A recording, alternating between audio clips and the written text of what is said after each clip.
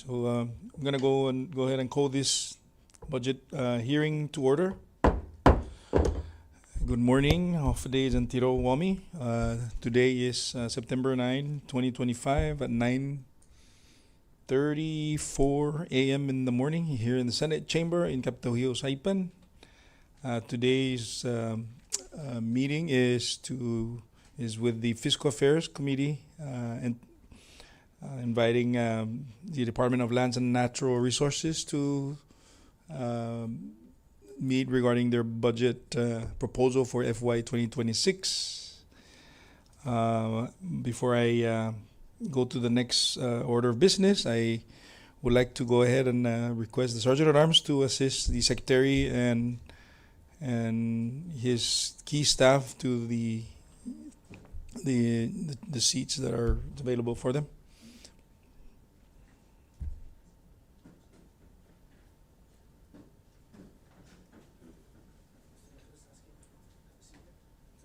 Absolutely, yeah. Go ahead, Mr. Nicholas. Please come up.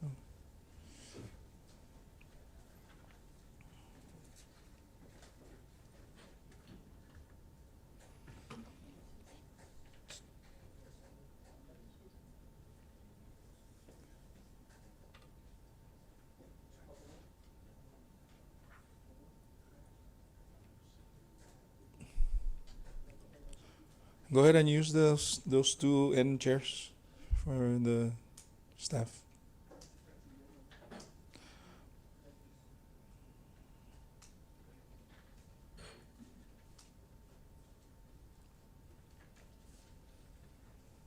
So before I recognize the Secretary, I would like to first effectuate a roll call to effectuate a quorum to move forward with this budget hearing. So, Legislative Assistant Macranas, can you please do the honors by doing the roll? Present. Stiga.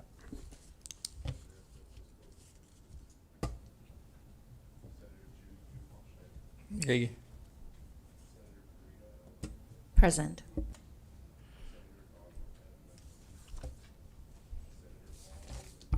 Here.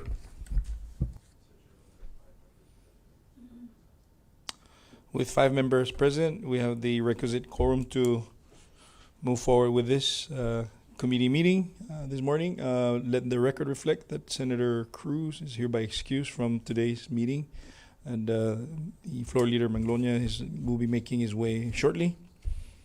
Thank you, Devin.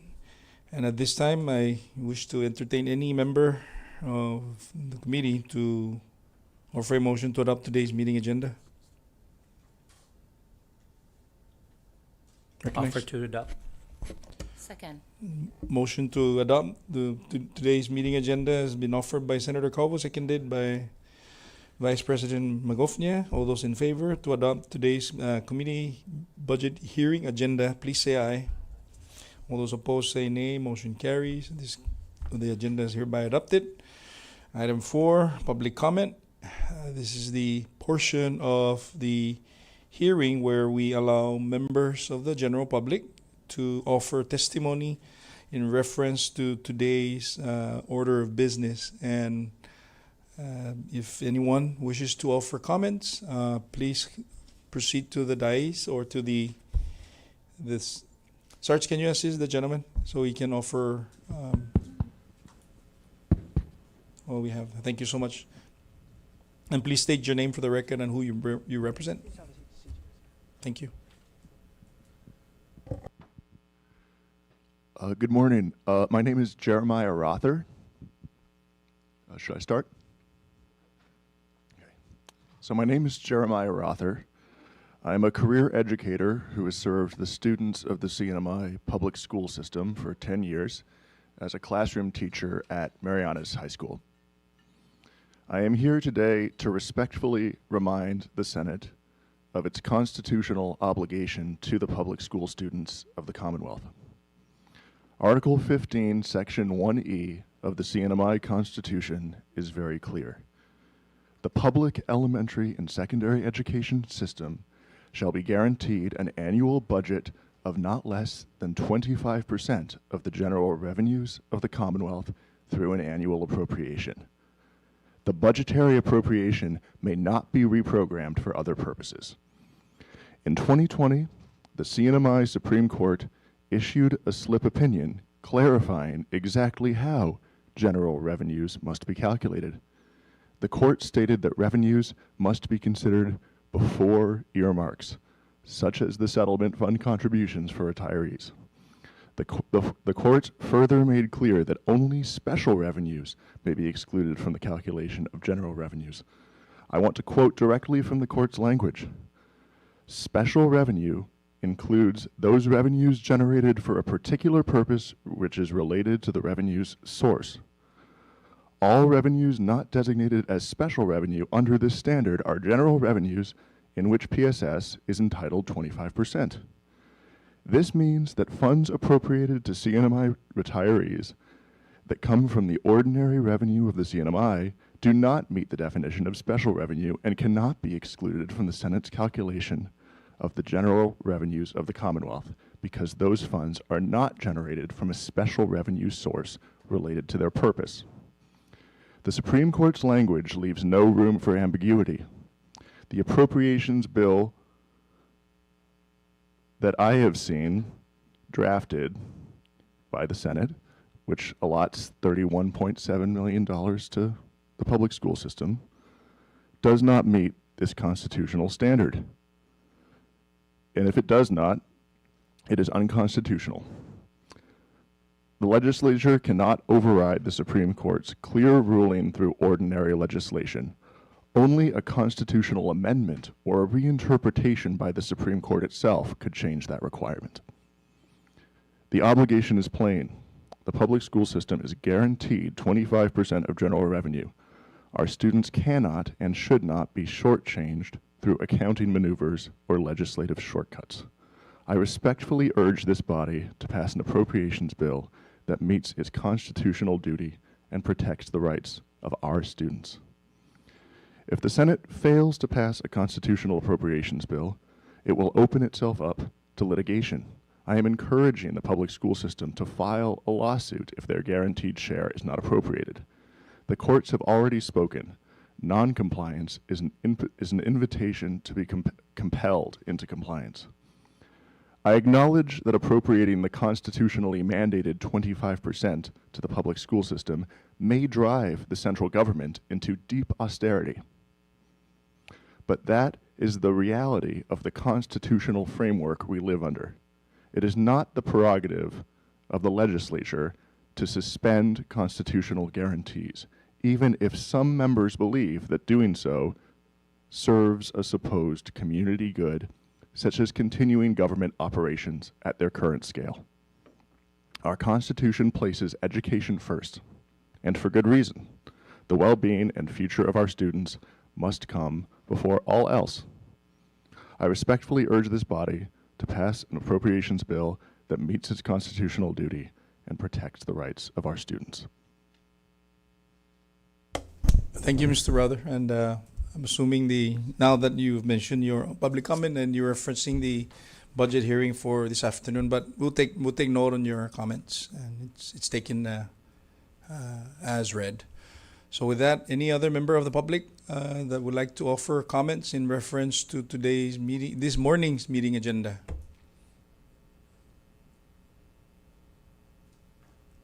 Okay, public comments now closed. And at this time, I also would like to recognize the presence of the representative of Office of Grants Management, Mr. Bruce Comocho. Thanks for joining us this morning, Mr. Comocho. So at this time, members, I'll go ahead and recognize Secretary Gisomar for his opening statement. Lesor Mamay, Tiro, half a day. Committee members, Mr. Chairman, first I'd like to express our deep appreciation of the flexibility of this body's moving the schedule to allow us to participate, allow me to participate here as I was on official travel before during the original established date. But thank you so much for that flexibility. And we are very happy to be here to provide feedback on what the administration has submitted as our budget. If I'd like to introduce our members of our team here. I'll start with myself, Sylvain Gisomar. I am your Secretary of the Department of Lands and Natural Resources. To my left is the Acting Director of Fish and Wildlife, Ms. Rosemary Camacho. Over here on her left is Ms. Natasha Tomakani, head of our Invasive Species Program. To my right is Mr. Mike Cruz, Director of Parks and Recreation. To his right is Mr. Jack Ogumaro, Director of Agriculture. And to his right is Director of Lands and Survey, Mr. Jack Song Song. If there are no objections, I would go ahead and start my presentation. We have some slides for you today. Please proceed. Yeah. Thank you.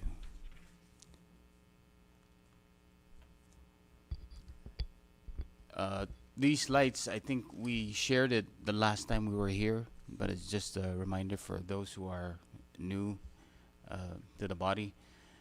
It talks a little bit about our mission at the department as established by law, sustaining, enhancing our resources. Here is the department's objective. We'll just breeze through these pretty quickly. Division mandates and mission.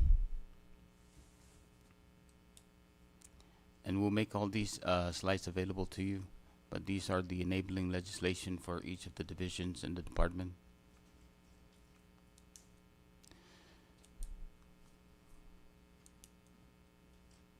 As I mentioned earlier during the introduction, here are the divisions under the department: Fish and Wildlife, Agriculture, Lands Registration and Survey, Parks and Recreation, Invasive Species. As we received funding for it, we decided to leave it at the department level for now. And then soon to be a new addition to the department is the Coral Reef Initiative.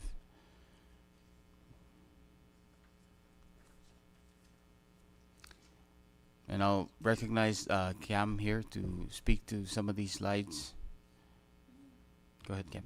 All right, thank you, Secretary. And good morning, honorable members of the Senate Standing Committee on Fiscal Affairs. So I will describe the photos you see before you. So on the top left, that is a compilation of all the employee of the years for different departments for PSRW. We have our staff there, the recipient of the award for DLNR, Miss Joanne T. Sablon. And we also have for the DLNR Leadership Award, Mr. Mike Cruz, our Director for Parks and Recreation. And then to the right, top right, that is an agreement we signed with the Cagman Agricultural Farmers Association, and that is to allow for them to have the Sobaloo Market on the south side of the Garapan fishing base. So on the bottom left, that is a picture. We were having a meeting with the Micronesian Environmental Service. That's with Mr. John Gurley. We were discussing, some issues regarding the department. And then to the bottom right, this is a meeting we have with the Department of Defense, the DoD, as well as the U.S. Fish and Wildlife Service. Thank you, Cam. The bottom left is an example of our partnership collaboration with non-government entities in working on present issues in the CNMI. One of them is the encroaching sand spit at the Smiling Cove Marina. We've partnered with a bunch of different agencies in the CNMI, with also the non-government agencies to address that issue. Thank you. And then regarding the invasive species, I'll let Ms. Natasha speak to these. Good morning. So the top right is our team huddle. We have some staff in Rhoda that we bring over annually to discuss the progress and statuses of our projects. The top left is the certificates that were handed out to individuals that attended that sharing, learning exchange and sharing. The bottom left is training that was conducted in Guam by subject matter experts on LFA detection. It's part of the critical work that we do.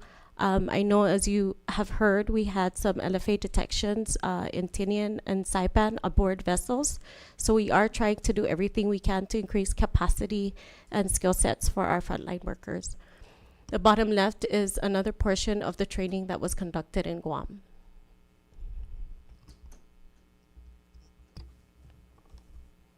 Thank you, Nat. Oh, go ahead. So some of the things that we talked about here in Saipan is increasing also capacity and skill set learning for our team, our Makuna team here in Saipan. We also wanted to include a photo that demonstrates the coconut rhinoceros beetle situation that we have in Rhoda. We also do a lot of work with public awareness campaigns, which is the top right photo. We have rock stars in Rhoda that kind of take care of our program there. We are working extra hard and diligently to kind of safeguard our borders and control the widespread infestation in Rhoda.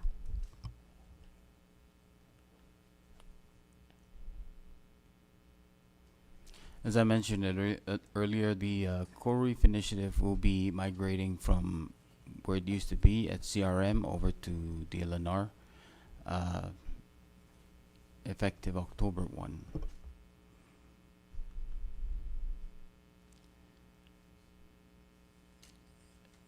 In 2023, the late Governor Palacios assigned me to be his point of contact to the Coral Reef Task Force, and so we've been working on all the projects that we set out to do to safeguard our coral reefs, and these photos are examples of the good work that grant program provides.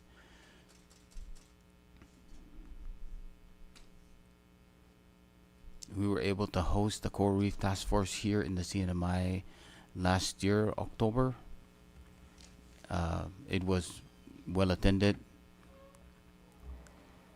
and we did the late Governor Palacios also signed a proclamation proclaiming coral reefs as critical infrastructure, which opens it up for funding opportunities from FEMA and those kind of things, hazard mitigation and damages to the corals due to storms and those kind of things. Moving on to Division of Fish and Wildlife, we'll have Miss Rosemary speak to some of these things. Here are the different sections under the division.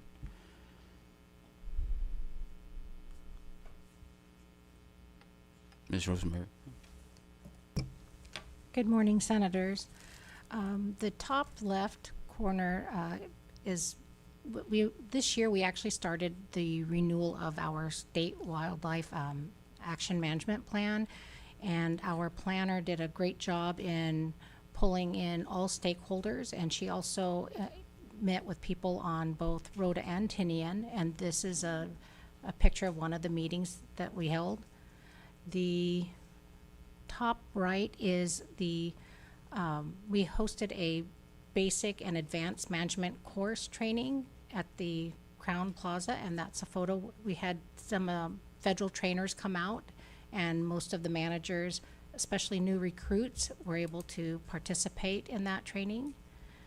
The bottom left, I believe that was part of our first ever Fishers Recognition Week, one of the outreach activities, and the bottom right is data collection tasks that we do regularly. So the top right is a picture of our wildlife staff out in the field, taking surveys. The bottom right, it's same thing, they're out in the field. The bottom left, well, actually, all three of these are photos of the wildlife section conducting surveys, and the top left is an outreach activity.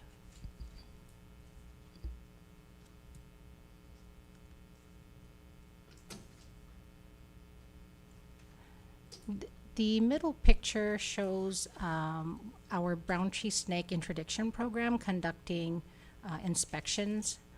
This is a really important program, and this particular photo shows a handler with his canine, and that provides the greatest assurance of detection over just a visual inspection.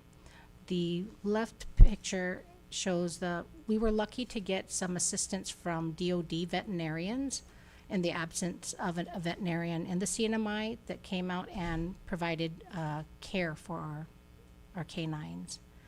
And the other pictures just show some outreach activities with our sea turtle program in the classrooms.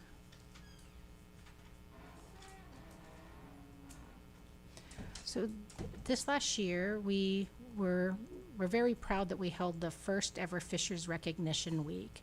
You know, being island communities, we were astonished to find out that we've never had one before. So we're very proud of this. I'm thankful for our aquatic ed program, and also Senator Magofnia was a key supporter for this endeavor.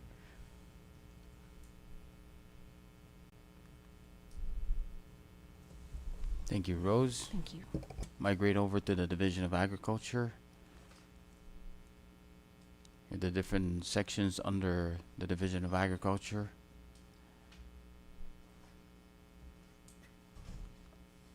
Mr. Jack.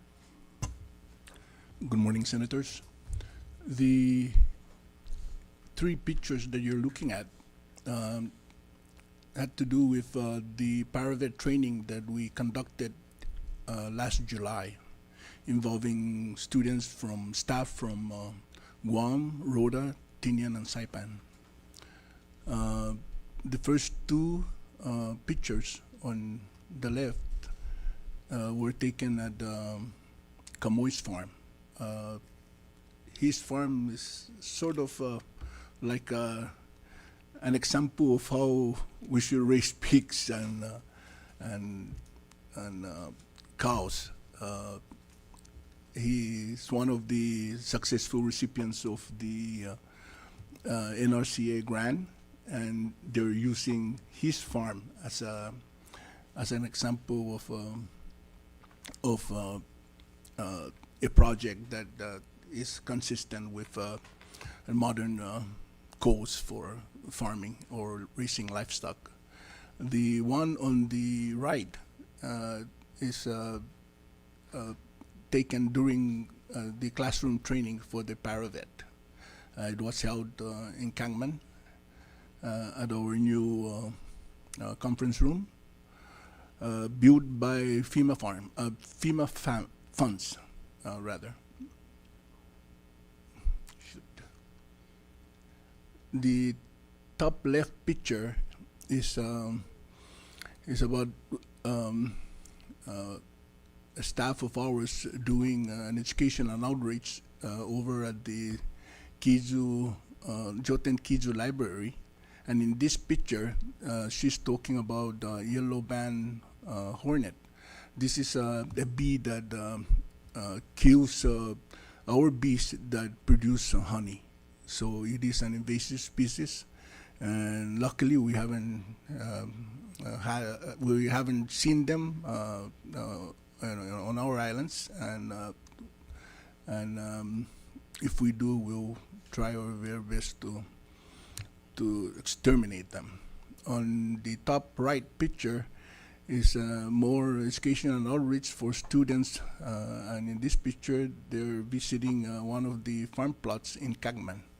The farm plots in Kangman is government-owned properties, and farmers pay $200 a year to occupy and farm their farm plots.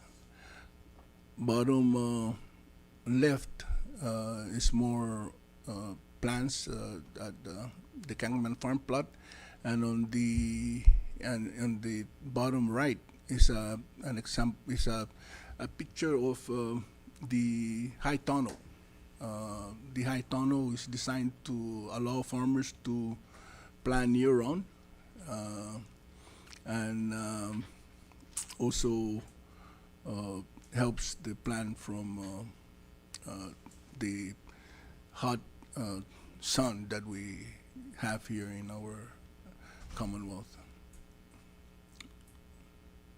Again, on the left is more pictures of our education and outreach, kids coming in from different schools to learn about farming and to see the kind of machineries we use when we plant.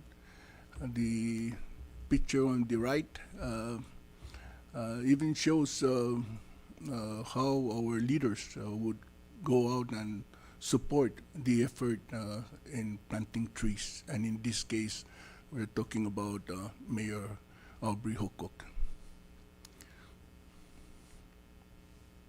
Thank you, Jack. We go to our other Jack at Lands and Survey. Good morning, Chairman and respected member of the Senate.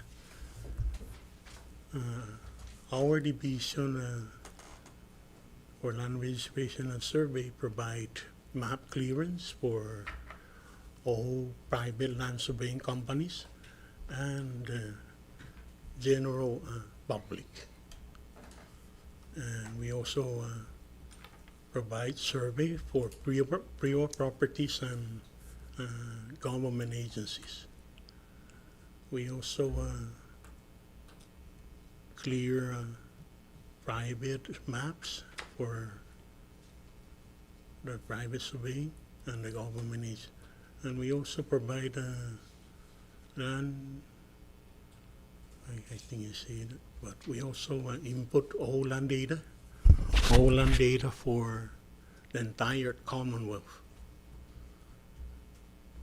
And we issue certificate of title based on Public Law 3-79 and Public Law 3-74.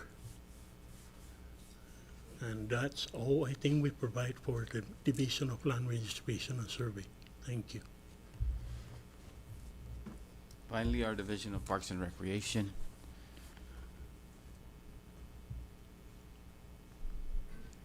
Here's a sample of all the areas. I don't think this is all-encompassing.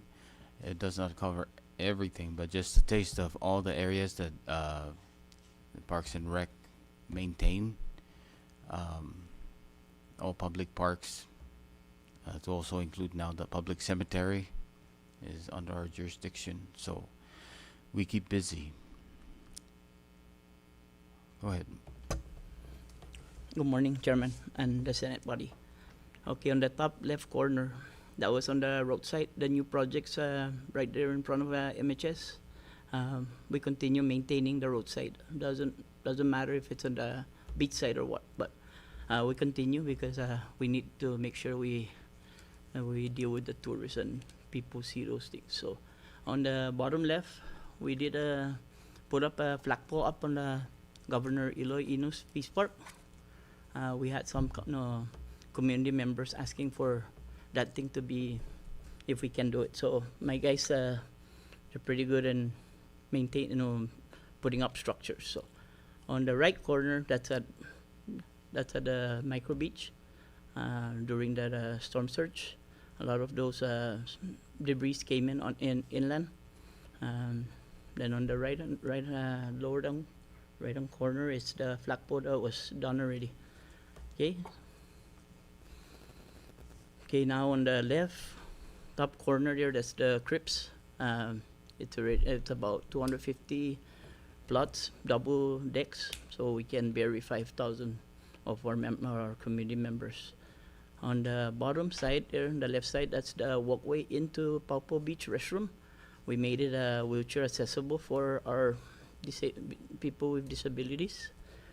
Now on the right-hand corner, we worked with the Pickleball Federation to adopt some of the facilities that we try to find funds to put it back to what it's supposed to be, how it's supposed to be done. So, yeah, on the bottom corner there, that's one of the pavilions that was damaged, picnic table, concrete picnic table. So we removed it for safety of our community, and then we'll figure something out to put back cement tables.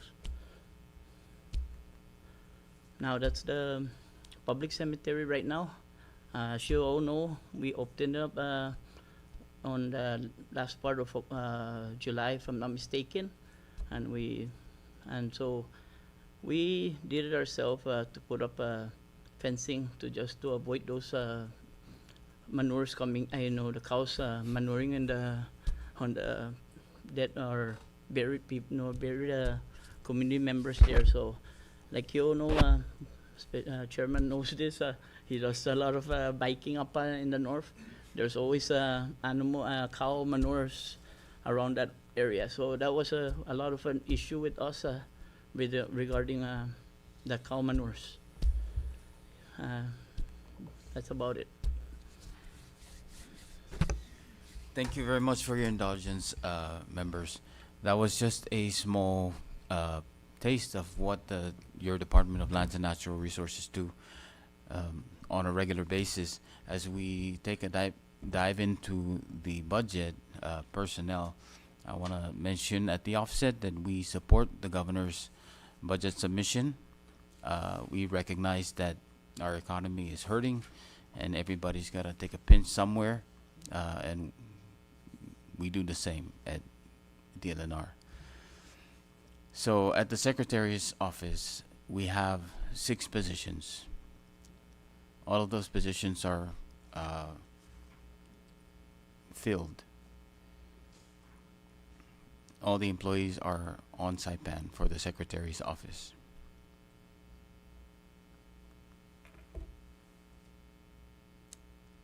For the invasive species, the invasive species program is 100% federally funded. 19 of those positions, we have 19 positions total. 10 are vacant. The reason they're vacant is we are awaiting what is it called? Clearance, NEPA clearance from the federal side to make those available. And please feel free to ask questions as we're going through these slides, or else we can take the questions at the end. Nat, you want to speak to this slide? I know it looks substantial in terms of lacking in staffing. Originally, when I came on board, the secretary had asked me to do an assessment of our invasive species program. As a result, we identified critical gaps within the program and turned around and explored funding, which we were able to acquire. Unfortunately, with the new administration coming in, they required their own vetting of these awards that came out. And the reduction in force of the federal government caused a delay with the NEPA review and compliance issuance. So a lot of these vacancies are dependent on receiving those clearances in order to acquire the authorization to proceed and start expending down on the grants. That's the responses that we've been getting from our federal partners who have awarded these grants. But they are in queue. We're seeing progress, but very, very slow. The one vacancy in Tinian, which we have been trying to fill, even partnering with government leaders to try and explore. We have announced this position, I think, for 4 cycles.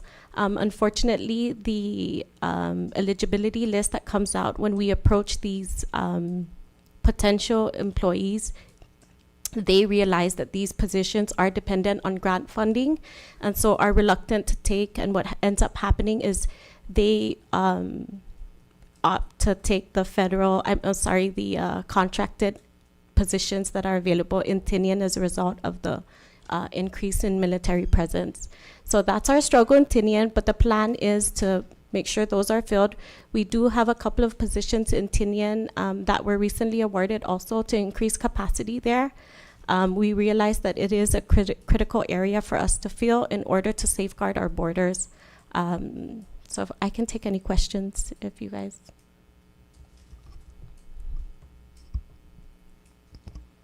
Secretary, so this is just encompassing the invasive species, no? So Correct. okay, members, I'll take the cue from you all. You want to chime in on some questions with regards to the item? Members, Molika, take it on? Or we wait for the entire presentation? I want to get the cue from you guys. Okay. All right. Okay. Sounds good. So with that, recognize Senator Calvo. Thank you so much. Yes, this was one of the adhered to, just in regards to our leadership, one of the concerns where they at, because also this is in regards to, our Rota municipality and their position. So at this time, when the NEPA process continues through, where's the placement of the 5 members or those that are pending currently? What's the status on that? Right. Thank you for that question and shedding light on the situation in Rota. So we try in all our conversations with our federal partners to underscore the importance of different programs. One of the programs that they recognize that has critical needs is the CRB infestation in Rota. So this is one of the grants that we were able to acquire NEPA review and compliance with. So we have the authorization to proceed for the CRB program. Yeah, so they're currently on their new funding and we are drawing down at the moment. Yeah, there's 4 other grants that are pending NEPA review and compliance.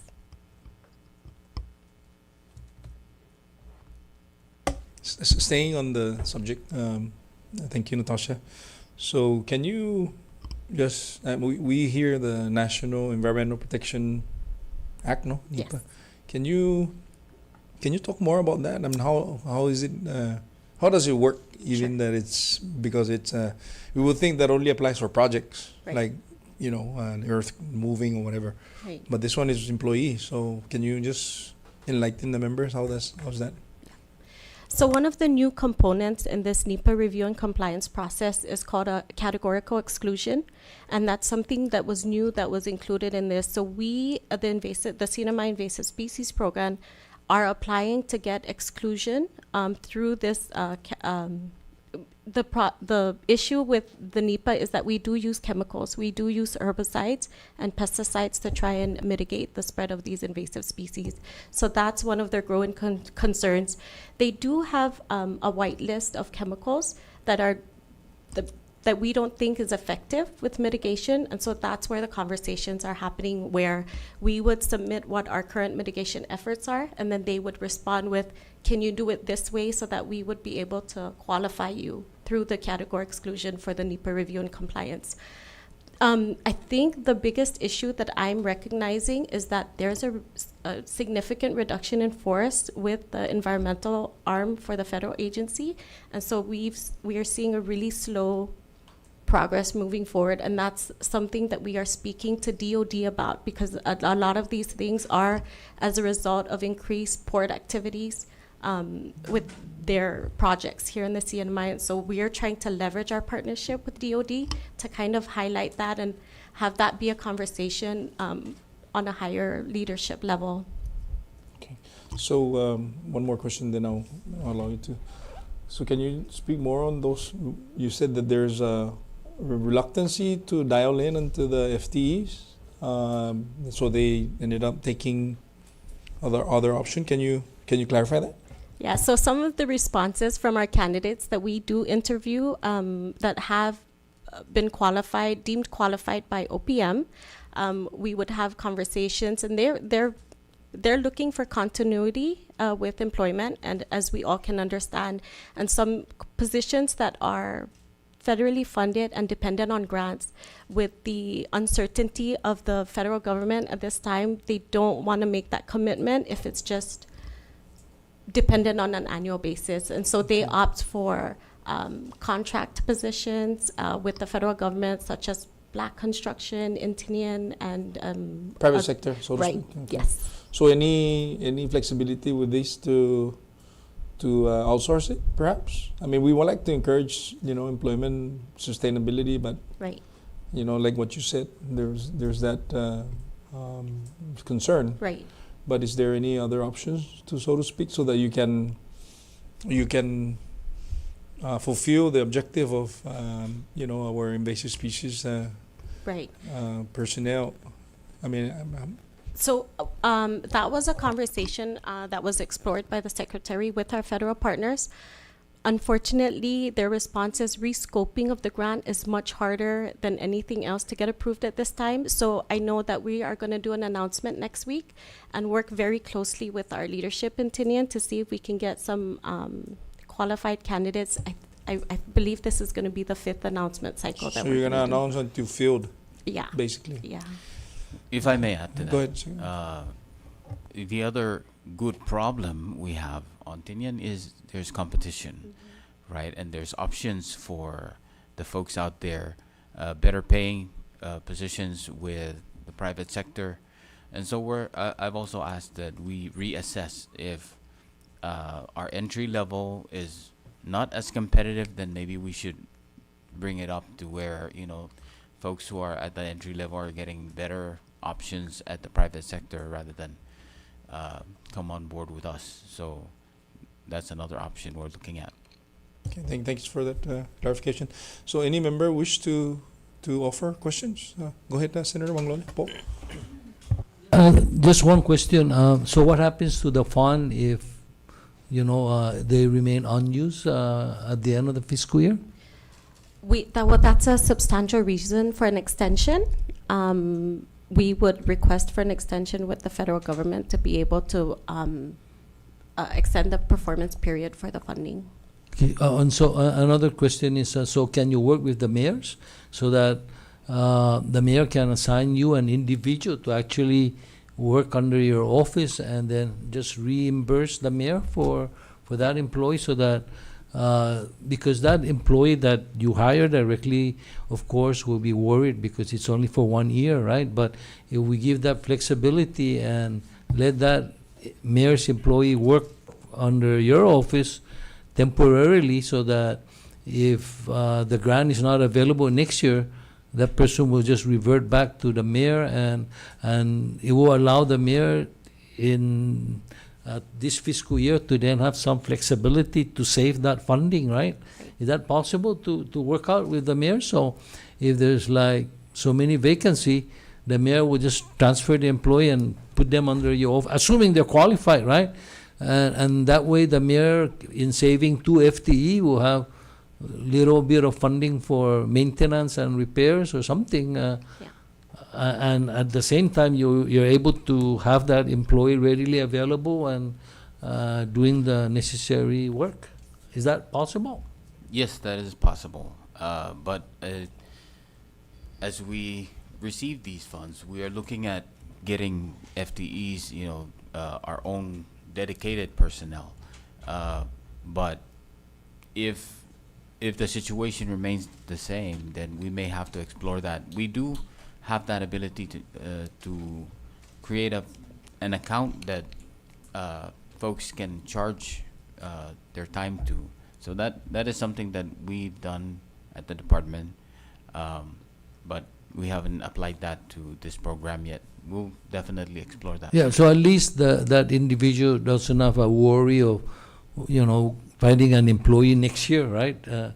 But at the same time, it gives the flexibility to the mayor to reprogram this personnel wages and salary, right? Potentially, yeah. All others. That's all. Just an idea. Thank you. Thank you for that. Thank you, Senator Paul Manglonia. Any further on the recognize Senator Cruz? Thank you, Chairman. Good morning, Secretary and your team. I'm just trying to understand the vacant position that's pending NEPA review. This funding is coming out from CIP or? No, it OIA? is OIA fund. It's a new grant, and so this is part of the normal grant process where they have to make sure that NEPA compliance, as Natasha mentioned earlier, we use also the chemicals, and we need to make sure that that does not affect other environmental concerns. So, because I'm trying to understand why you require NEPA, is it to make sure that people that you hire are certified in what they're? It's the project. It's not necessarily the people. It's the intent of the project. And so, if the intent of the project is to attack like invasive species, weeds, and things, and we're using chemicals to do the work, then we need to deconflict those from. So without NEPA. establishing that particular product that is mandated by or required by NEPA, then the department are not able to. That's why it's like consecutive from 2025 still pending all the way to. And it's the same vacant position, right? Not 19 when was federally funded. the grant was awarded when? September last year. So I know that my colleague Senator Paul raised he raised some legitimate concern regarding reprogramming. Are these funding have any timeline? If we don't use them, we might lose them from the federal side. Typically, the federal grants are awarded 2 years, the 1 year to establish, and then the extra year to. But it's normally is for 1 fiscal year, but they allow for an extension because of whatever the process may delay. You have about 2 years, and then if things for whatever reason continue to delay and not be able to complete, we can also request for an extension, an additional year or 6 months. Okay, so for example, for Tinian, I know that it's invasive species program. What kind of project that you see that is needed for Tinian? I know Rhoda, they have issue with what's that, rhino beetle, right? But what about for Tinian? I just trying to understand how we can able to avail to this FTA. I want to know what project do we have for Tinian. Yeah. So for Tinian, we see an significant increase in the military importations. So this position would set up CRB traps and also LFA, critical detection for LFA, taking sampling in, making sure that we detect it. The turnaround time, one of the issues that the invasive species program is having right now is the lack of an entomologist. So lacking more in Tinian for the groundwork to be done to be able to take samples and send it to us so that we can immediately identify and explore our options on whether or not we're going to turn away the vehicle, we're going to allow onboarding, we're going to fumigate, or we're going to wash down. So he would be part of a critical component within the biosecurity team there in Tinian. Okay. As you all know, the military activities are very actively going on in Tinian. Right at the right near the airport, which is the divert and very active up north. And I'm very concerned about, because I see a lot of containers coming in, and we don't have any staff to monitor. I know we lose the snake individual that is charged in Tinian. How are you guys handling the to monitor whether there is snake coming in? I know there is quarantine officers there, but they're not snake trained canine individuals. Because I know that private company are complaining about been paying so much funding for people coming down to Tinian. I believe from Saipan. So how can we address this to make sure that we can provide sufficient services to expedite the process of inspection and stuff like that? I just want to understand because I know it's for a while that we don't have a snake guy down there to monitor. That's what. And you mentioned, Mr. Gomuro, there's an invasive B. I think I've seen that yellow on it around. And how you guys, are you guys doing something to eradicate those, or there's no way that we can, remove all those, try to, eradicate invasive species that will probably damage our environment? I can speak to the brown tree snake interdiction portion of it. When we received notice that our technician is resigning, we actually started processing TAs for daily trips because we don't necessarily get float plans and flight plans timely, so that we can plan it and make sure that we have inspections occurring as vessels and aircraft arrive. We've announced positions, but that position is really hard to fill because it also requires extensive training. And right now that happens only on Guam. We are also looking at other avenues about possibly sending them off island to other locations where they can be trained for brown tree snake interdiction. So we are aware of this and putting a lot of our efforts and energy to make sure that we keep those ports monitored. Okay, so I know it's very hard to find, no? Very hard to find people that willing to apply and go off island. I believe the training side is in Virginia, right? Right now we've been able to get training on Guam. Like the Tinian tech that just resigned, he actually was trained in Guam. So right now there's no one applying for that in Tinian, that position? We actually have another FT that was supposed to accompany him, but we've been having a hard time finding candidates that are willing to take it. We actually found somebody, was it a year and a half ago? They did a stint of under a year, and then they took another job within another agency. Thank you, and Mr. Chairman, just one last one, and then I'll give it to an opportunity to the others. In regards to the Tinian Marina, I know that you guys mentioned about, I see a lot of project that you guys are doing, including the newest project is the Marpi Cemetery, right? How are we doing with Tinian? I know that there's nobody taking care of the Tinian Marina. I used to be, I understand that used to be contract out to private individuals to be cleaning the area, and I think it's no longer, the contract is. Okay, so regarding the Tinian Marina, it's two-sided, right? One is the docks, and the other one is maintaining the grounds.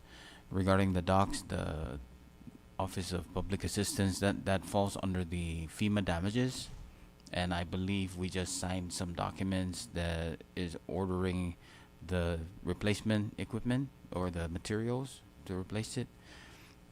So that's ongoing. The ground maintenance, because we operate the maintenance side of things with our federal grants, unfortunately, when we received the request for assistance, the grant period had already closed, and we already submitted the projects that did not include that. However, Ms. Rosemary, what are we doing today for that? We actually have it slated to announce for an RFP to maintain the recreational areas. Those are the areas that qualify for funding under our office. Okay, can Secretary, can that be looked into that very seriously? Because I remember the mayor requested from former Director Manning to take care of that. Yes. Give the funding, and we'll take, because the leadership of Tinian would take, that was the marina side, the floating, object there. We were asking to take care of that so we can, assist. I remember. I think former director refused to do that, and that was the first project that was supposed to proceed, but the leadership of Tinian, we completed the pavement before even that marina been started. So I think I think it's important the collaborative effort for your department and the mayor of the municipality, so we can be able to to help one another. But putting a situation on the spot that especially I'm not blaming the management. I'm blaming one individual because he refused to accept the services. So can that be looked into the future, that whenever there is a voluntary assistant that or the municipality is willing to to assist in what you call is rehabilitation or repairing that project, can that be given the opportunity? I know you guys have the funding, but all the municipality is asking is give me the funding, or not take care of it. But can you look into that, and maybe perhaps in the future that will not be repeated?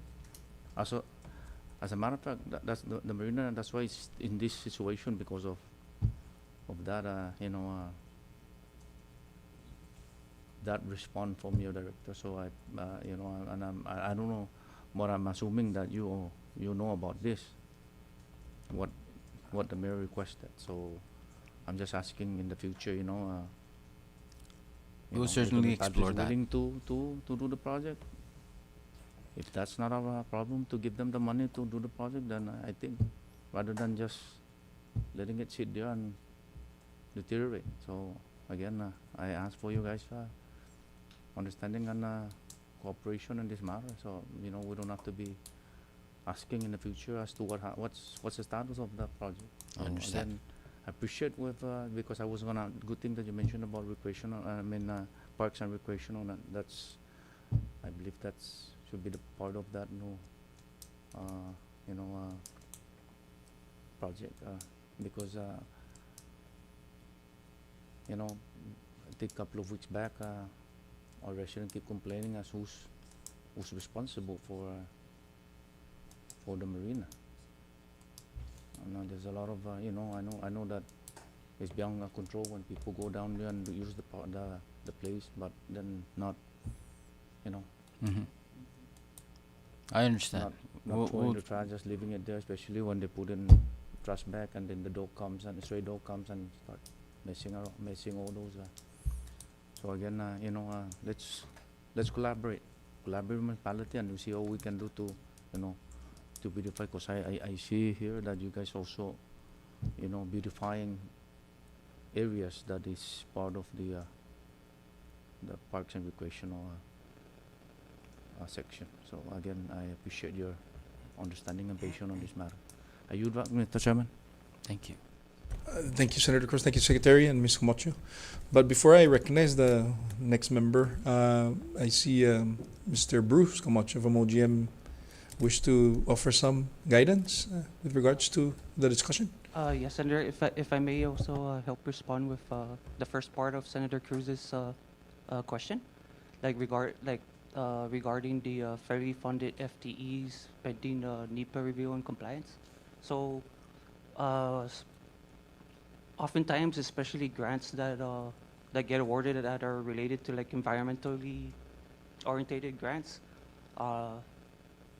in this case like OIA, on the grant agreement that comes out, they'll give out a notice of award that, for example, grants approved, and on the grant agreement they're gonna have OIA is really good at this, where they'll highlight a big portion of it at the very beginning, and they'll put in in bold letters so the grantees could obviously catch it. It would state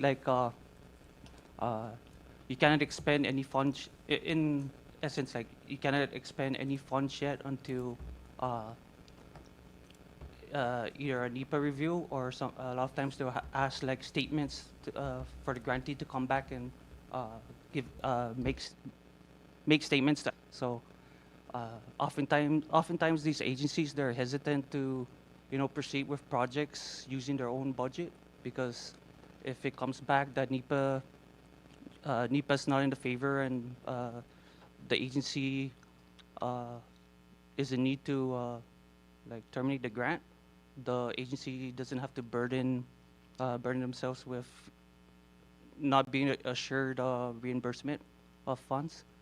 So I think I have to commend DLNR because they're pretty good at with OAA's grant narratives. They have like certain requirements like the grant narrative, the project budget. DLNR's the only agency which I kind of borrowed like when I apply for grants now, I always take into like this little technique that they do is they add an environmental permitting paragraph into the grant.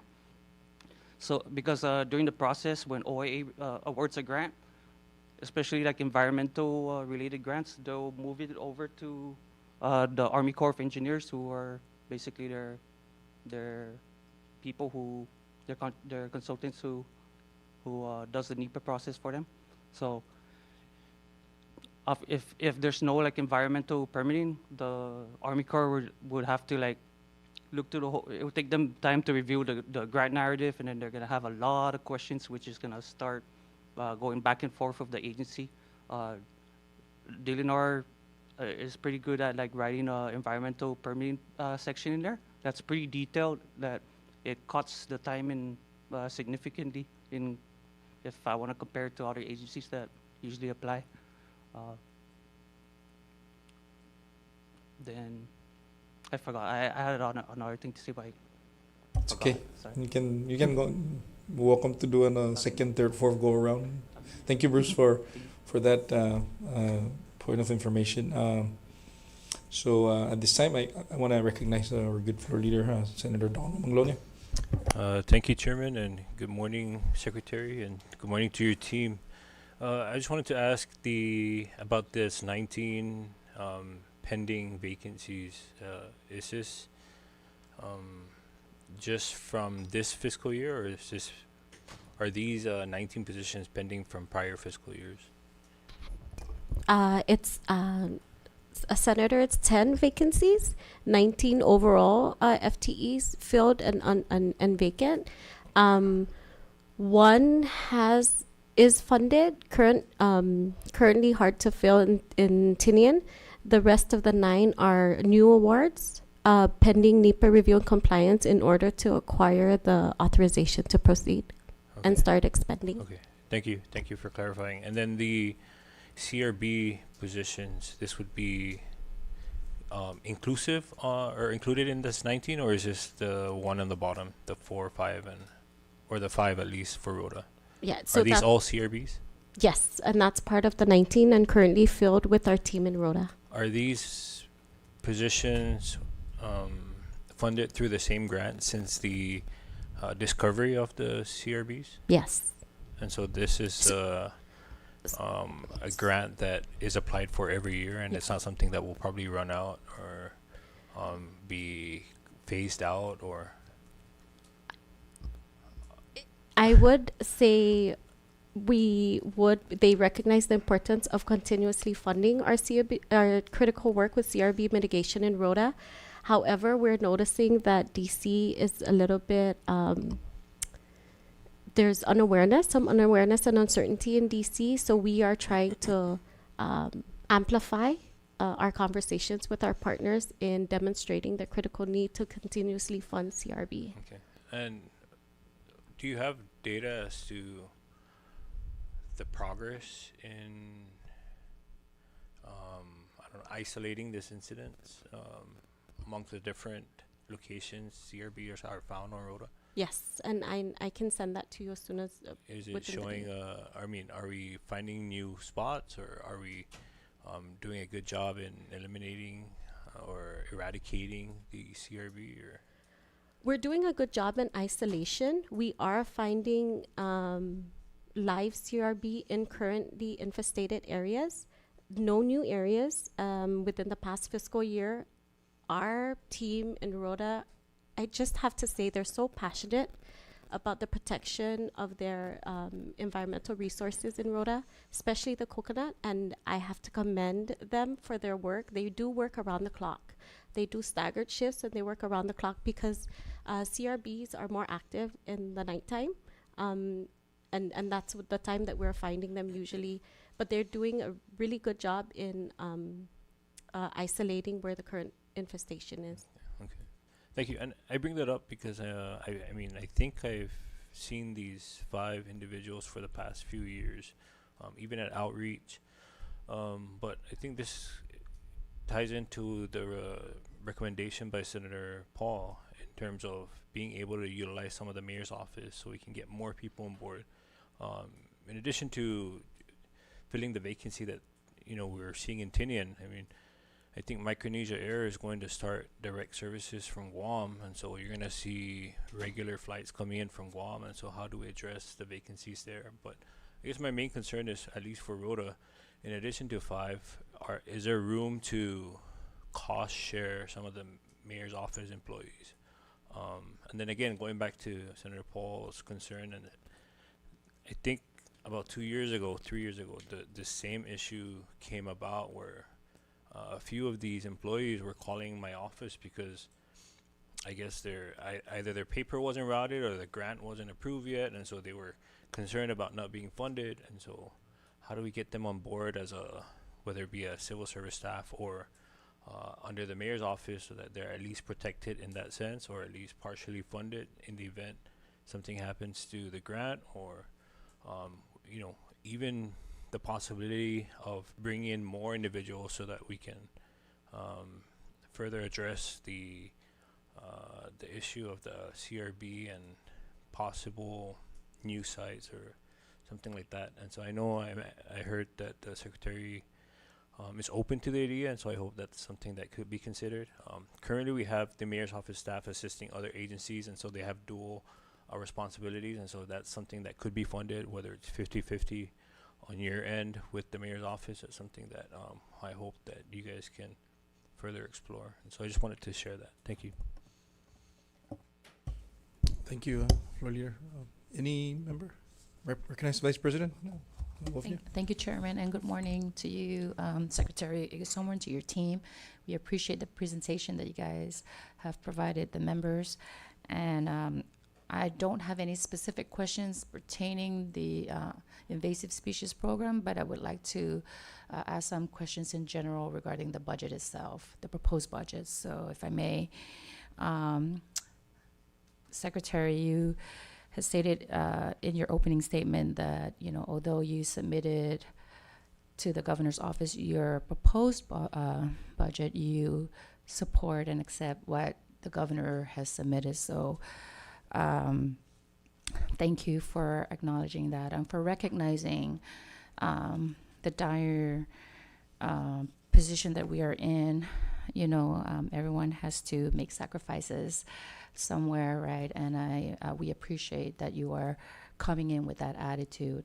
But we also want to make sure that your department is somewhat properly funded to ensure that the services that you provide to our community is continued and not compromise any of those any situations that may arise and would create more issues for the CNMI. So with that said, in the message, in the governor's budget message, he has stated that the DLNR would use its revolving fund account for its operational needs.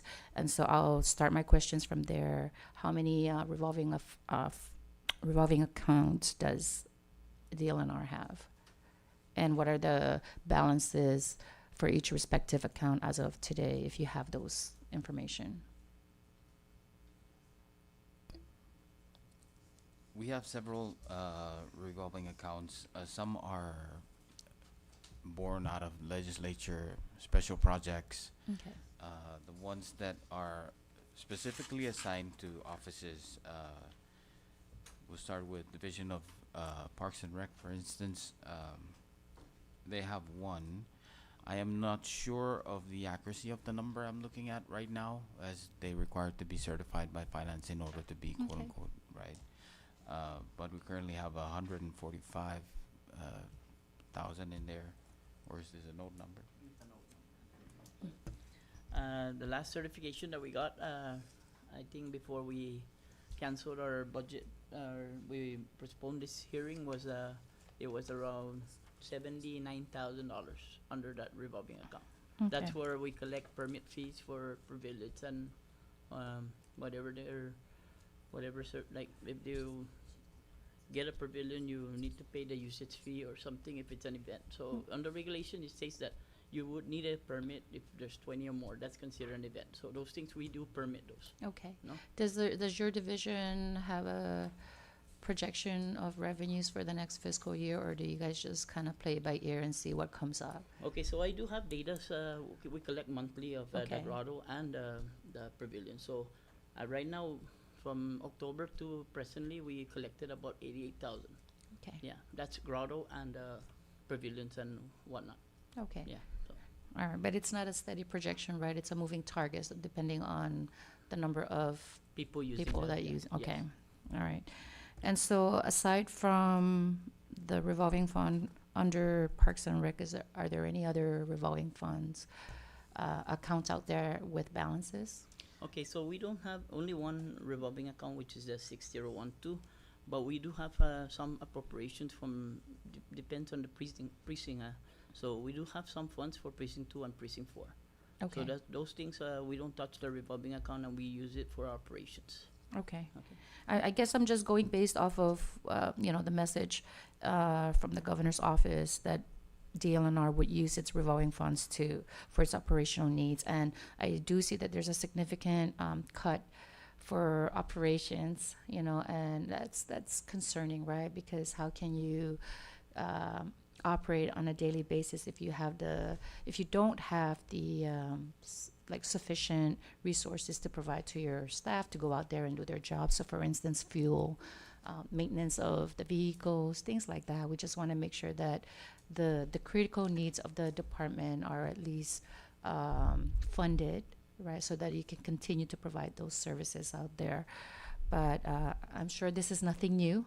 And you've always managed to find resources and ways to continue to provide, services to our community. So I'll just move along with my question. I do see that under personnel, the number of positions under soil and water conservation, that there's one, but it's funded at $1. Is that currently filled, or is it still is it vacant?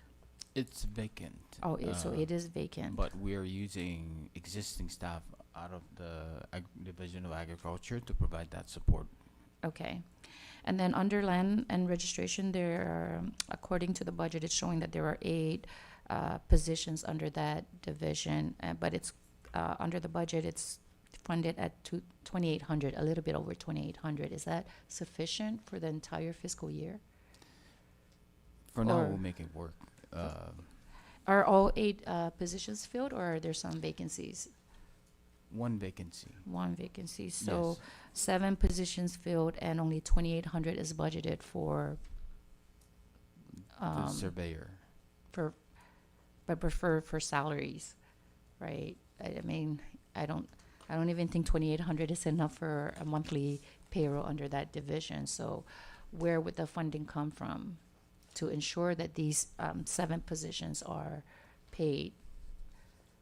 I'm sorry, did you say? Under land registration, lands and survey registration. There's currently 8 positions under that division, correct? And you said that 7 of them are filled and 1 is vacant. But under personnel on the budget, only $2,800 was budgeted for salaries. For the entire division? Or for that one position? I would assume it's for the entire division. Because all the other divisions have, like, let's say under agriculture, right? There are 17 positions there, and the budget for that under personnel is a little bit over $577,000. So I'm assuming, based on the other divisions, that it encompasses all the positions under land registration, which is 7 filled, but 2,800 is, unrealistic for the entire fiscal year.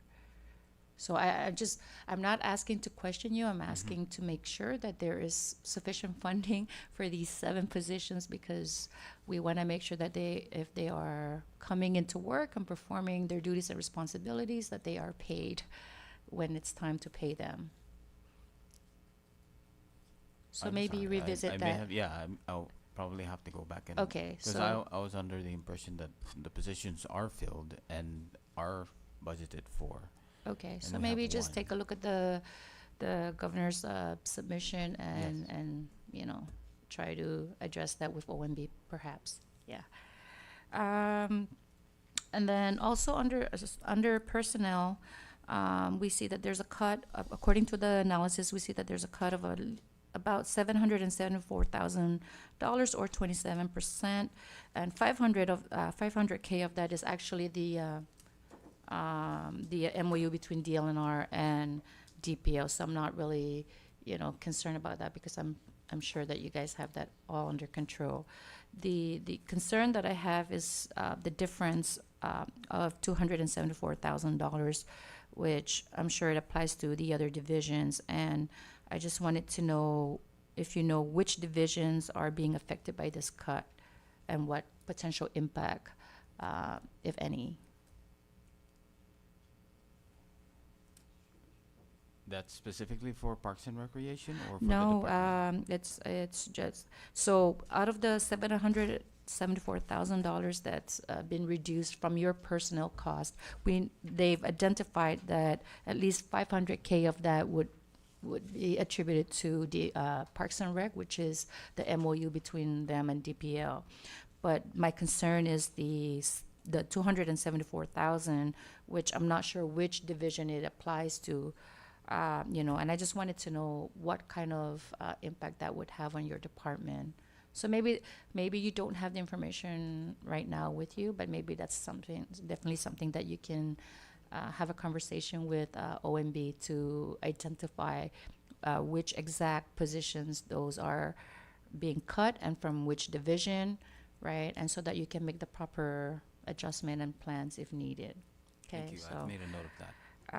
And then I just see that there's a cut under your communications. So going down to operations, your supplies was reduced by 32,000 and your communications by 28,000. And I know supplies, you guys are very resourceful in finding ways to ensure that your offices continue to operate. But under communications, a reduction of $28,000. I'm not sure if that what that is, whether it's your phone system or your internet connection or whatever. So I'm just sharing these information based on the analysis that we receive on where the cuts are, and maybe that's something that you need to take a look at so you can plan accordingly. And aside from that, Chair, I do have other questions that I would like to ask, but unfortunately I'm pressed for time and I have to leave for another meeting. But I'll share those questions with you at a later time, and I yield my time for now. Thank you. Mrs. Masi, Vice President Magofnia. Thank you, Secretary. And any member before the chair, or any, sorry, Senator Manny. So are we, is there any other sections that you wish to present, or? Oh, we have the whole division, the whole department to go, but if folks want to dive into specifics now, we can stop the presentation and just go with. Sorry, Secretary, but this is a very critical topic. No? Absolutely. He's the invasive species. That's why it gave rise to the. But thank you for the engagement. Recognize now, Senator Manny. Just a quick question. I just wanted to point of clarification in regards to the lands and registration. Vice mentioned earlier, because the document that I'm seeing, they have about the governor's proposal is over 200K, 258,000. So I just wanted to find out which data set are we looking at? Yeah. So just for clarification, I was referring to the analysis that our fiscal analyst provided to us. Okay. So check in the email. Thank you. Thank you.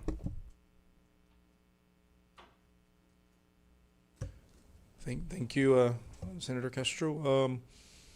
I do have some questions with regards to the invasive species, more on kind of like a follow-up question to some of the members' questions earlier. So I do know that at some point in time there was an EO that was executed to transfer a major component of the LNR, and I'm talking about agriculture quarantine, over to Department of Finance. Becomes Customs and Biosecurity now. So, can you just explain, summarize the memorandum of agreement at this time as to how we're rolling this out, absent I don't have the complete document in front of me. I should, but I wanted to just ask because there seems to be like not a repetitive, but there's the SOP almost somewhat similar.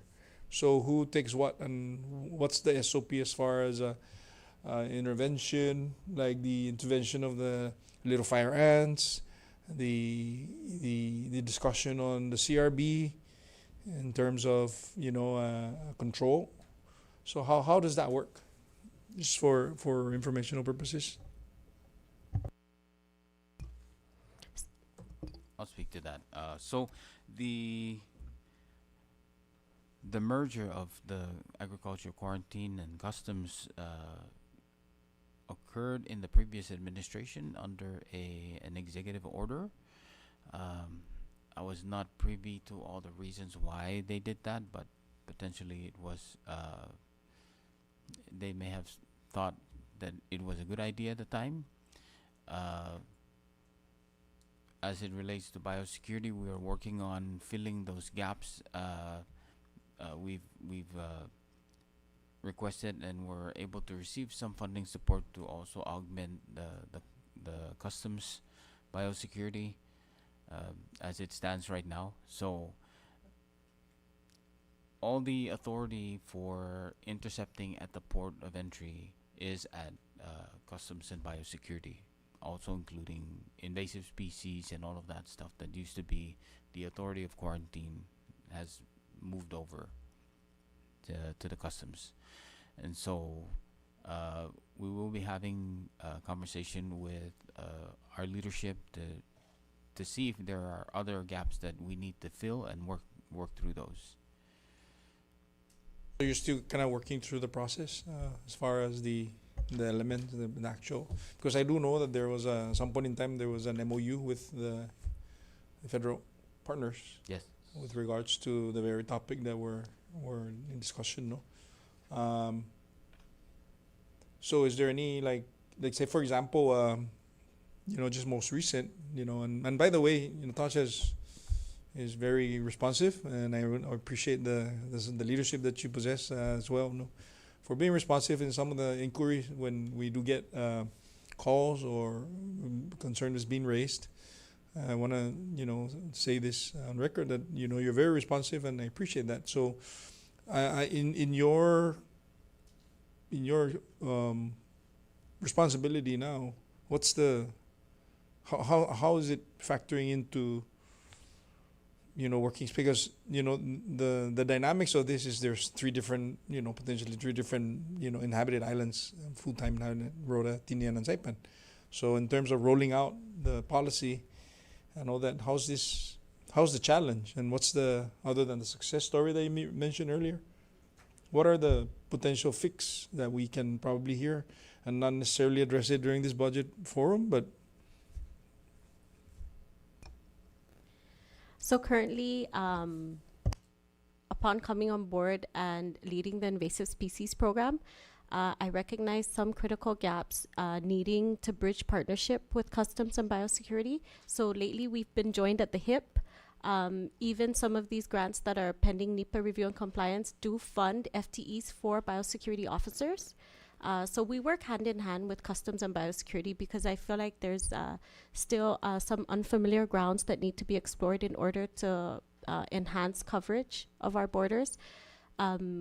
We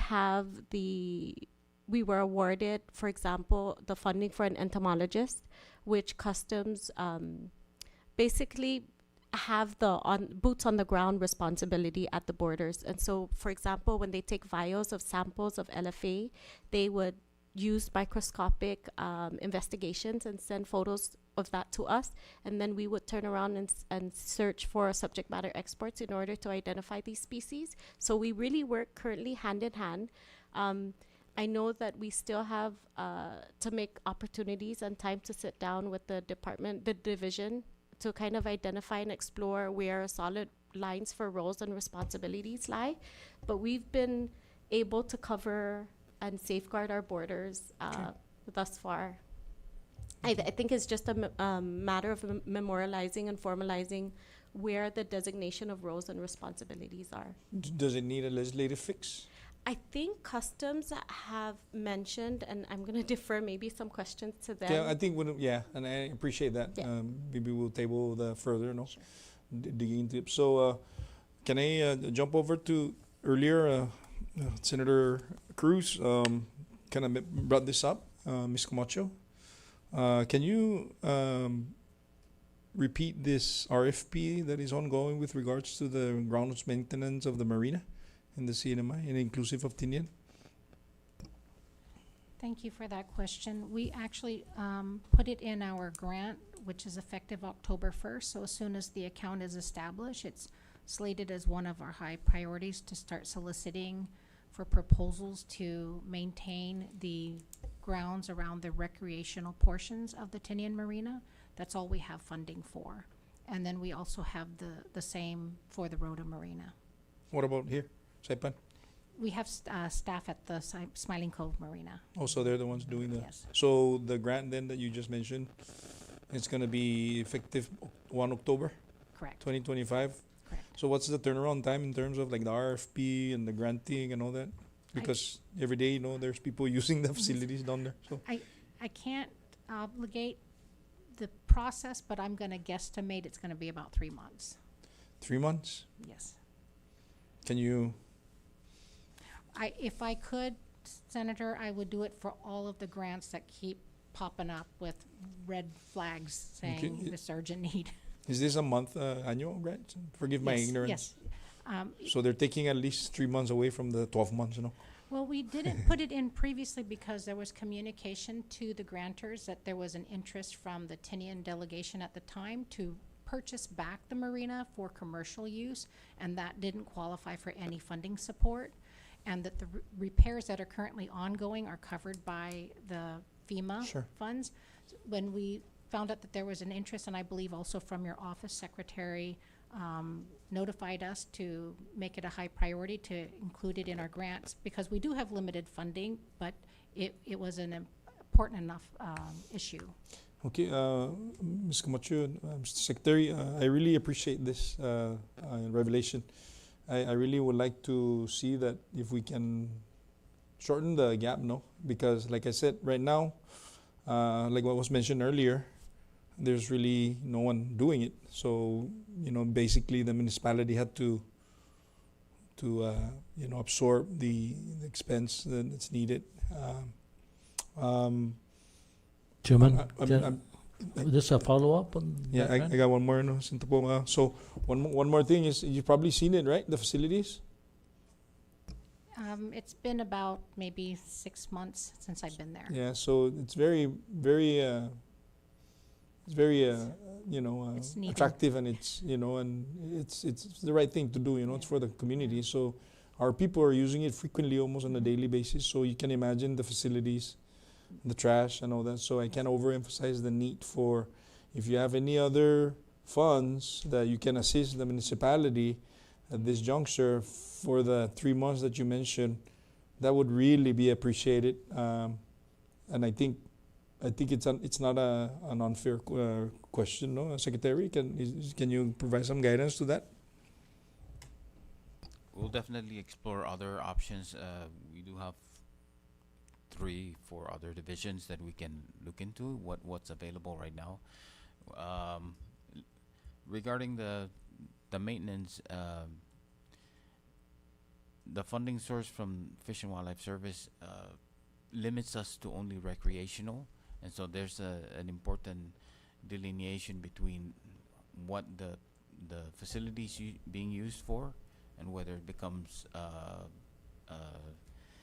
qualified or not for the funding. And Yeah, so it's- we're They're not working. using it for picnic. Believe me, they're using it for recreational. That's great. That's great Oh. news. So we'll work with that and then Yeah. explore other options to provide assistance before the grant becomes available. Appreciate that. Okay, I'm gonna yield to Senator Pope. Go ahead. Just following up on the marina and this particular grant that you're mentioning, Ms. Camacho, you mentioned that this grant will be available in October, and my question is, would this take into consideration the repair need for the Rota Marina?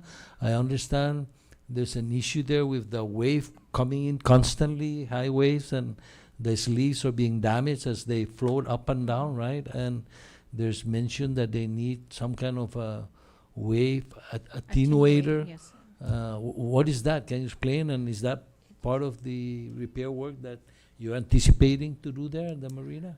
A wave attenuator is a contraption that they put out a little bit further out from the marina to break the waves so that when it comes in, it's already, subsided a little. I know that with the Rota Marina, we do have two portions. One is a commercial area and the other is a recreational area. The recreational area, we are covering 100% under our funding, and this is a grant that's renewed every year. It's from what's considered permanent and indefinite funding, so it's not subject to congressional appropriation. So we have this money. We do obligate it. The problem we have right now is when the repair that's needed occurs on the commercial side, because we don't have any funding for that. You work with CPA so that instead of having two contractors, have one and then have them put in a share so that we can just kind of do it one time, and I'm just wondering what's the cost for that repair? I don't have the numbers in front of me, Senator. but Ballpark?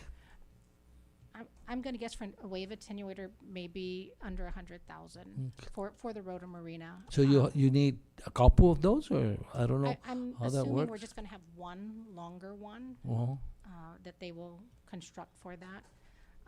I know that we do try to work with all of our partners to leverage our limited resources. What may not be eligible for us, another agency may have, and so we can, piecemeal it together to make sure we. So meet can those. you communicate that with CPA in black and white so we can follow up so that you can jointly do the project, address it one time? I appreciate if and then report back to us so that we can also do our following up with CPA. Will do, Senator. And that is available under this upcoming funding, right? That will be funded under. Well, the maintenance of the Rota Marina is an ongoing project and has been. When we had recent damage because of high surge activity, it wasn't planned, but we had to make the repairs because it was a health and safety hazard issue. Okay. All right. Thank you, Chairman. Okay, thank you. Before I recognize the next member, please, let's take a 3-minute or 5-minute recess. Okay, and then we'll come right back.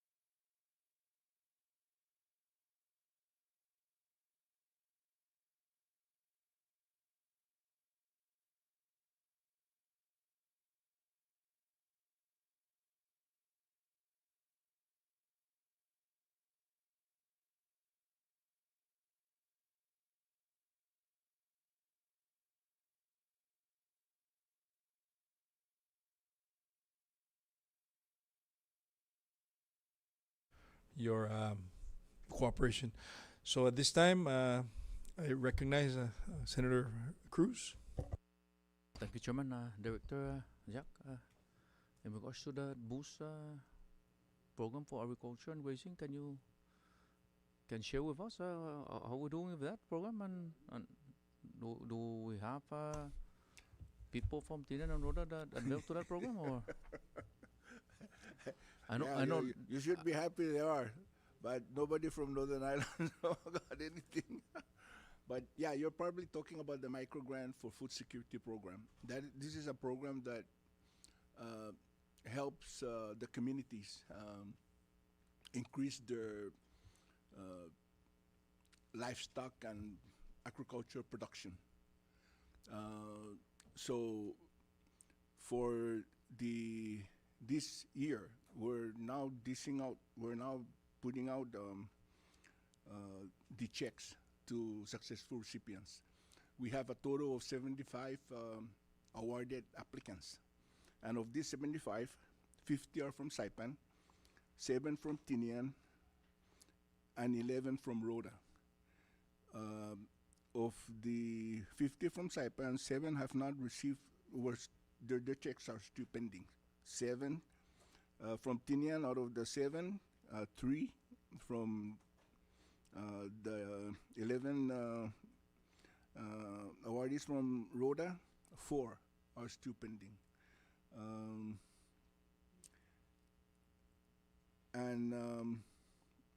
We should be able to get all the checks out hopefully within the next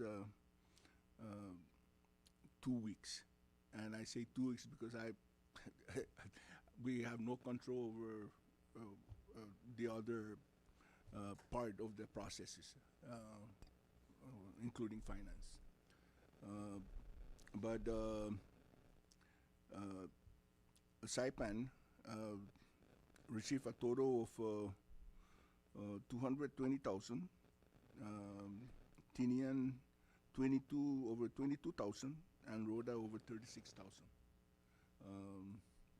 The FY24 award will be out. The announcement will be out this Friday about its availability, so our community can apply for this grant. The maximum amount is 5,000. So anybody can apply from 2,000, 3,000 up to 5.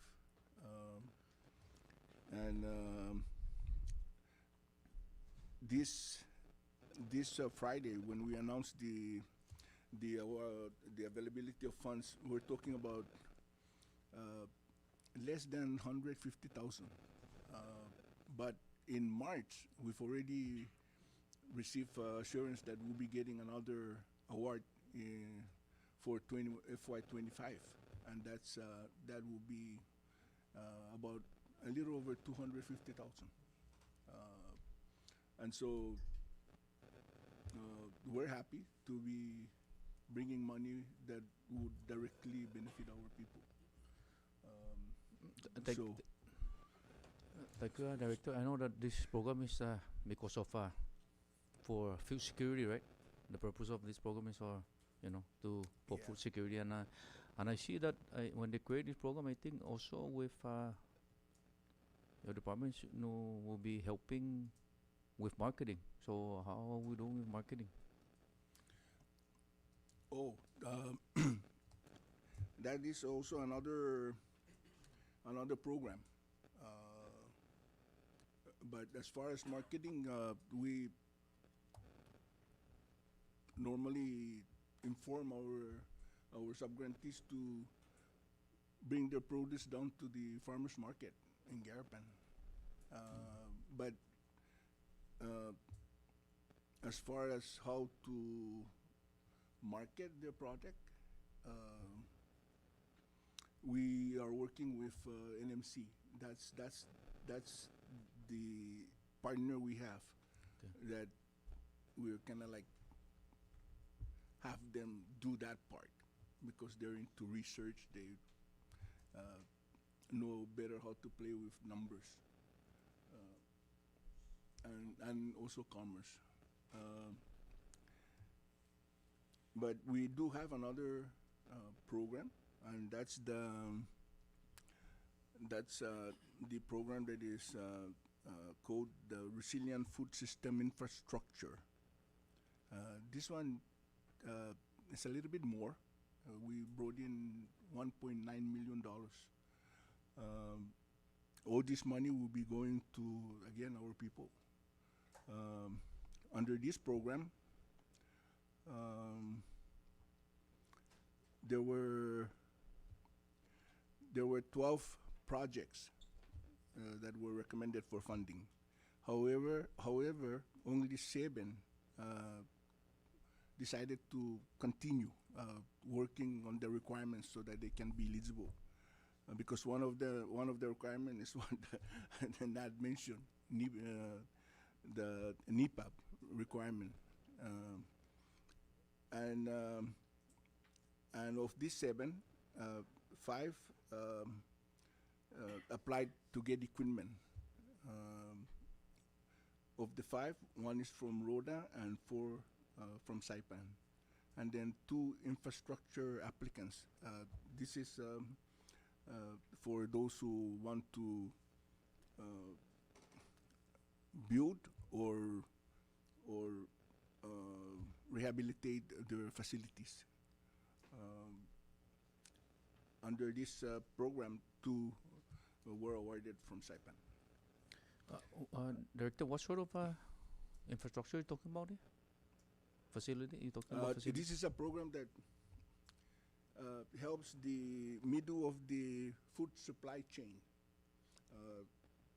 The farmers are on one hand, and the markets are on the other. Is this a public market or even private? You're talking about? No, this will become we're funding projects owned by individuals. Also, okay. Yeah, owned by individuals, the individual applicants, and their task once we gave them the money is to do what they offered to do. Okay, so you have this on your website, the application, the program. So that Yes, for people can be the able to avail. microgrant. Huh? For the microgrant, it will be announced in the local papers and also on our DLNR website. The guideline, the application form, and even the progress report template will be uploaded for them to review and download, and then resubmit to an address, an email address for us to receive, either again through email or at the post office. I appreciate it, Director and Secretary, if it's possible, if there can be an outreach program for the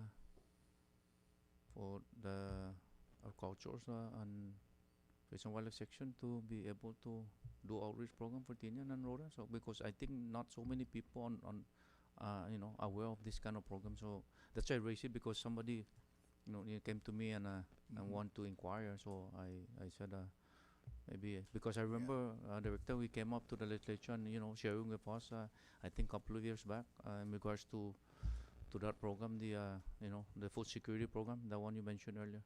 So if it's possible, can share that program too, because not everybody have the access of getting into the the computer and the website. So if there's any way that maybe perhaps you can come down to Tinian and Rhoda and do some outreach program in regards to that program. Yeah, when we first started out for our FY20 award, for instance, we didn't have any website at that time. Yeah. Only we printed the announcement 3 times in the local papers. We gave our people a little over a month for them to fill out a very 2-3 page template. But with the 23 award, when we uploaded on our website, we received over 350 applications. was very overwhelming from everywhere. A lot of them also from Tinian and Rhoda as well as Saipan. And, So what is the deadline? Like, for example, you announce the application, how long would that take for closing of application? Do you have, or is just open? No, this Friday we'll be announcing it, and the deadline will be October 15. October 15. Yeah, and so it's a little over almost a month. No? Almost Yeah, a month. and for your information, your idea is Yeah, great. about a We'll month. try to go down to Tinian and Rhoda and also Saipan to do an outreach and help our people fill out the application form. Very simple, but then again, a lot of our people also don't have any computers, and so we volunteer to help them out. I appreciate it, retype the Director and applications. Secretary. I appreciate all the help that I hear the our people request. can get. I hereby direct the director here to schedule for a trip to Rhoda and Tinian. And our farmers and ranchers, they're not really into the technology stuff, and so it would be helpful to also work with the delegations from both islands to help us gather the folks so we can provide the information. Thank you for that. Thank you very much, Secretary. Are you back, Chairman? This is Masi, Senator Cruz. Senator Calvo, recognize. Thank you, Chairman. And just on that quick note, that's a great proposal, because I did get a call in July regarding the delegation and, regarding one of the recipients and their pending process. So, they're just concerned they followed the guidelines and so forth to receive. So it's a happy note to know that I'm pretty sure he's one of the ones pending. This is for the Rhoda clients, as you mentioned, for pending, but then hopefully they're awarded items because they meet certain requirements. And according to this conversation, they met the requirements and they're looking for our support to follow up. But that'd be great. I know our municipality, the mayor's office for the island of Rhoda and our neighboring island are very supportive. We have that public information. I'm pretty sure the directors in different departments, especially the agricultural section, because, Mr. I know the DLNR director, David Calvo, that always says agriculture, agriculture. So he's always, subsistency, farming. Those are the things that we're at the forefront. How do we create? And it's wonderful we have these stated here today, and that transparency where it gets in as soon as possible. And trust me, we are going to have an overwhelming amount of applicants. It's just also how do we manage with the personnel and so forth.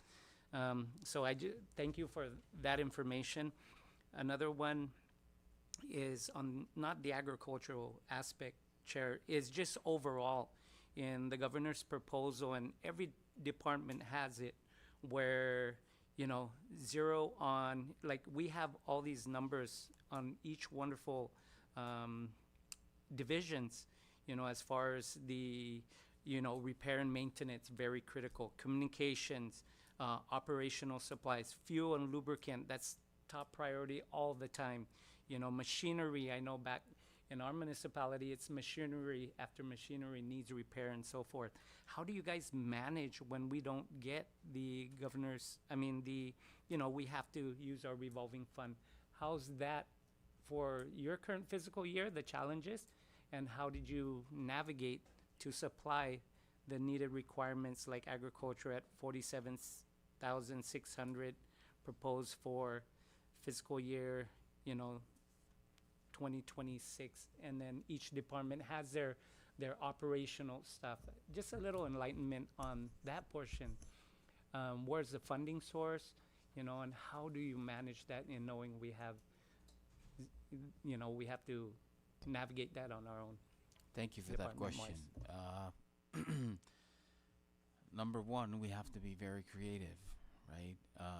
One of the first direction I gave my team when we got into office was, hey, let's start maneuvering some of these things over to the federal grants where it's appropriate, not just operational, but also including staff time, so we're leaning more on our federal grants where appropriate, and then of course the flexibility to use our revolving accounts, and then we're also coming up with new ways to make funds. For example, with Parks and Recreation, a new thing that we implemented was a fee structure for access to the grotto, and that's been very helpful. And then when all else fails, we reach out to our leadership and the legislature to see if there can be some support somewhere. But we've been managing okay so far, utilizing the funds that are available to us, and then tapping the federal grants also. Thank you, Secretary. You're welcome.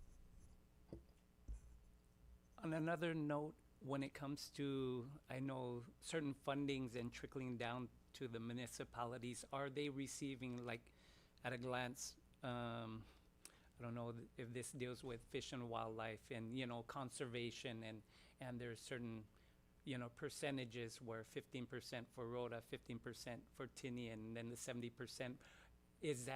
Are we able to meet those, whatever the source is? Are we at a shortfall? How's that going so far as funding distribution for, grant funding and funneling down? Rosemary, speak to it, and then I'll add a little bit. Thank you, Senator. We don't actually utilize a percentage. We look on what the need is.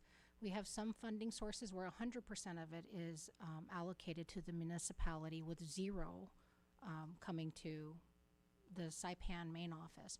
There are times where the main office receives a bigger bulk, but we also have a larger personnel base. We have a new program on Tinian with the DoD to help their enforcement section get established, and in that respect, I would say it's about 60-40% split, with 60% staying on Saipan, because we're the ones who have to do all of the reporting and the actual heavy lifting on procurement. Thank you so much for that. Thank you, Chairman. Jesus Macia, Senator Calvo. Thank you, Ms. Camacho. The chair has just two more questions, more on the operative side. And again, it goes back to the standard operating procedure. There's been a lot of discussions with regards to CRB, transport of CRB. Do we have any concern with regards to the way the SOP is right now for inbound flights from Rhoda or from Guam coming into Saipan and the surface vessels? And if there is, can you just share to the committee? Sure. Just as an example, just recently we had a MAC flight, cargo flight, come in from Guam with a live CRB on it. Female, very, very high risk. So these invasive species are knocking at our doors. We have had good partnership with our BTS team under the Division of Fish and Wildlife, who actually had the detection and raised it to our awareness. We work very closely with biosecurity. Unfortunately, our visibility with boots on the ground is not as clear as biosecurity team with the quarantine officers. They're the first line of defense when it comes to detection at our borders. But we work closely with them because we report to the site alongside them, and then we decide together what the action plan is going to be. So, for example, with the recent vessel coming in with the detection of LFA on it, we have a really strong partnership. So everyone's input is considered, and that a vessel was eventually turned away with also the input from leadership delegations. So that's the standard right now, but we are working to iron out the separation of duties and responsibilities there. Yeah, Ms. Nogis, I'm really concerned with the SOP because it only takes that one, and then thankfully you guys intercept that female, invasive. I think we can escalate the process, and Secretary Sommer is very, I'm sure he's very practical when it comes to, the administrative procedures and this. because it's not gonna slow down the flights.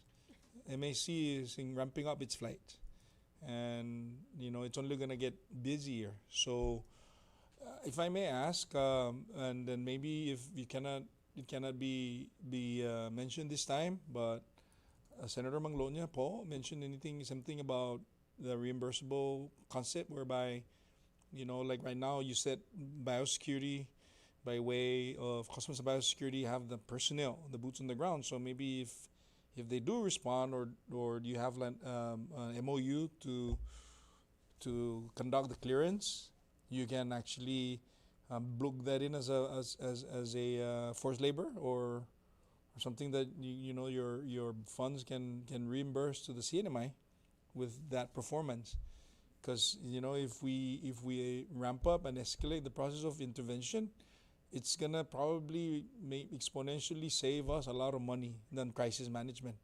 And you guys know this. You've been you're the experts here. So basically, I know we're challenged right now with funding, and that's all we need is another crisis to deal with. So I cannot overemphasize the need, Secretary, to ramp up the MOU. To really, the airlines is gonna come in from Guam to Tinian. The airlines is coming in from Rota to Saipan, and like so there's gotta be that stowaway, the lack of a better term. And I really need to I'm hoping to see a draft document in the next few weeks, so that we can put this discussion to rest and have like a be content with the actions that being taken. So and it kind of works directly into the discussion with the stakeholders meeting with DOD. They are part of this element, so we need to flush that up, put it as bullet 1A, and I cannot emphasize the need to do these things.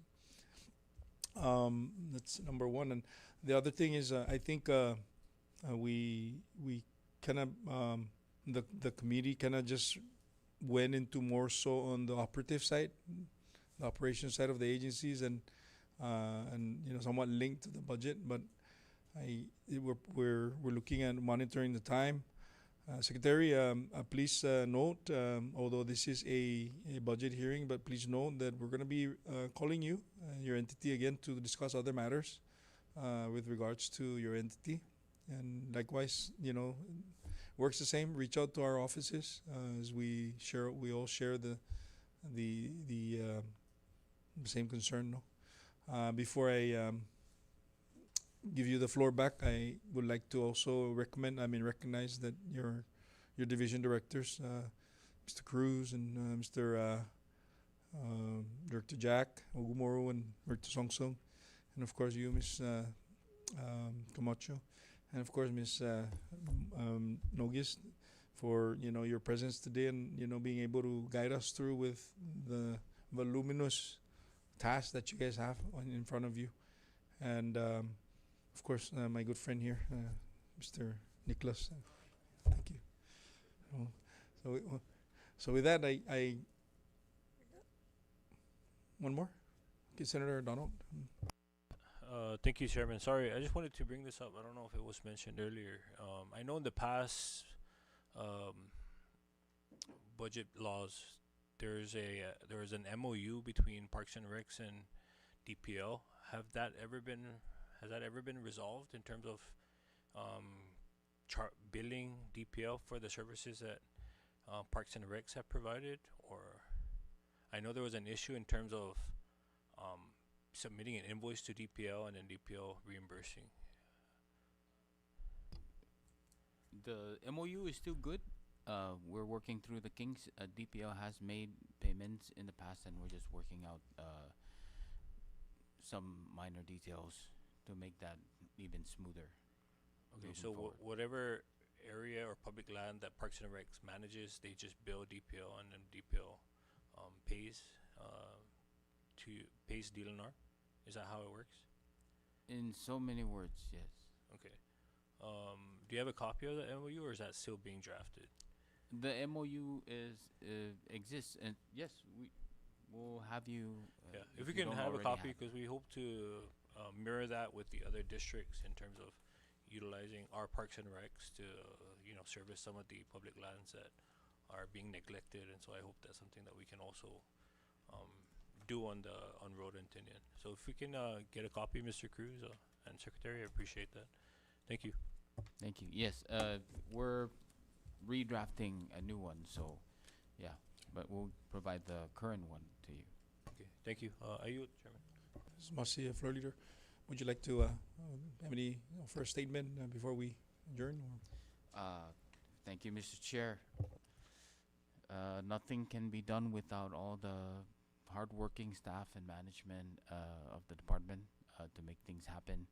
We work with what we have, and I applaud the folks that are with me here in becoming more creative in reaching out and bringing in new resources to help us manage our responsibilities.